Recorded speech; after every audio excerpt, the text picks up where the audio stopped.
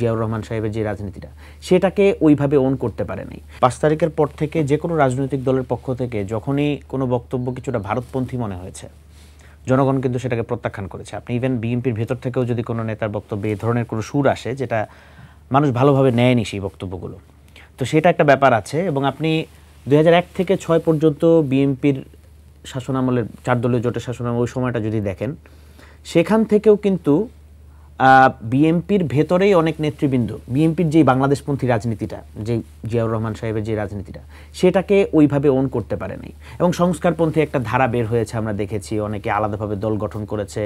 2006 থেকে নিয়ে 8-9 পর্যন্ত যে 111-এর সরকার এবং ওই সময়টাতে -2 ফর্মুলার যে রাজনীতি, আমরা জানি যে এর সাথে বিএনপির অনেক নেতারা জড়িত ছিলেন এবং পরবর্তীতে সেগুলো প্রকাশ্যে এসেছে।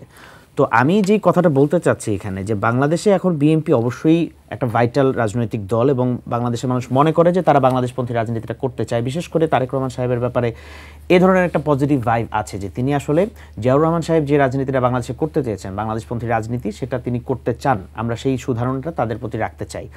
কিন্তু ক্ষমতায় আসার পরে দলের ভেতরে যারা কিছুটা ভারতপন্থী, যারা কিছুটা বাংলাদেশ পন্থাকে ওইভাবে ওন করতে পারেন না, এই ধরনের কোনো শক্তি অথবা এই ধরনের কোনো নেতৃবৃন্দ যদি সামনের সারিতে চলে আসতে চান, সেখানে একটা কনফ্লিক্টের বিষয় আসতে পারে।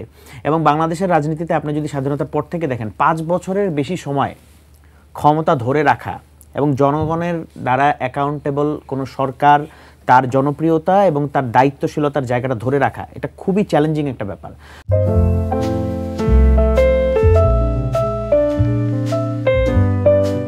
তো আমরা মনে করি যে এখানে যদি বিএনপি তার রাজনৈতিক লাইন থেকে লাইনচ্যুত হয়ে যায়, সেক্ষেত্রে অন্যান্য রাজনৈতিক দলগুলোর দায়িত্ব যে তারা বাংলাদেশপন্থী যে রাজনীতিটা করতে যাচ্ছে, এনসিপি যে বাংলাদেশপন্থী রাজনীতিটা করতে যাচ্ছে, সেখানে তাদেরকে অ্যাকাউন্টেবল রাখা। আমি এখনই ব্ল্যাঙ্ক চেক দিচ্ছি না যে বিএনপি ক্ষমতায় আসছে, কারণ অনেকগুলো ঘটনা মাঝখানে গত 1.5 বছরে ঘটেছে, যেগুলোর কারণে আসলে মাঠ পর্যায়ে আপনি যদি দেখেন জনপ্রিয়তা কমেছে এবং নির্বাচনের সময় অনেক ঘটনা আছে মাঠ পর্যায়ে। হ্যাঁ, সেটা সব দলেরই আছে। এখন জনগণ বাকিটা ব্যালটে বিচার করবে যে আসলে কারা ক্ষমতায় আসছে। তো এখনই ওইভাবে অ্যাডভান্স অনেক কিছু বলে দেওয়া যায় না।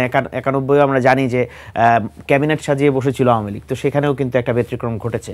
তো এত কিছু প্রেডিকশন এখন করার আমি মনে করি না সময় এসছে।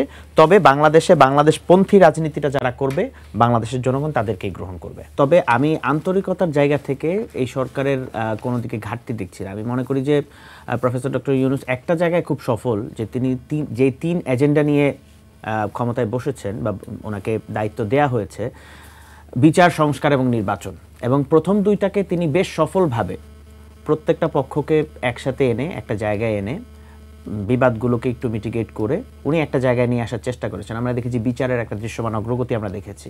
সংস্কারের ক্ষেত্রে উনি প্রথমে আদেশ জারি করেছেন এবং অধ্যাদেশের মাধ্যমে উনি এটাকে একটা লিগ্যাল ফ্রেমের মধ্যে নিয়ে এসেছেন, একটা আইনানুগ জায়গায় নিয়ে এসেছেন। এটা আইনি ভিত্তি চলে আসছে অনেকটাই, এবং গণভোটের মাধ্যমে আমরা চূড়ান্ত একটা বাস্তবায়ন দেখছি। তো আন্তরিকতার জায়গা থেকে আমি মনে করি যে ডক্টর ইউনূস তার জায়গা থেকে অনেকটাই সফল, এবং ফিরে আনার যে বিষয়টা আলোচনা হচ্ছে, আমরা প্রেস সচিব শফিকুল আলম ভাইয়ের বক্তব্য থেকেও যতটুকু বুঝতে পেরেছি যে এখানে খুব সম্ভবত আসাদুজ্জামান খান কামালকে ফেরানোর মাধ্যমেই প্রথমে আমরা এর একটা স্টার্টিং হবে, এবং এর মাধ্যমে আমরা বিচারের একটা দৃশ্যমান অগ্রগতির ক্ষেত্রে বেশ ভালো একটা জায়গায় চলে যেতে পারবো বলে আমি আশা করি।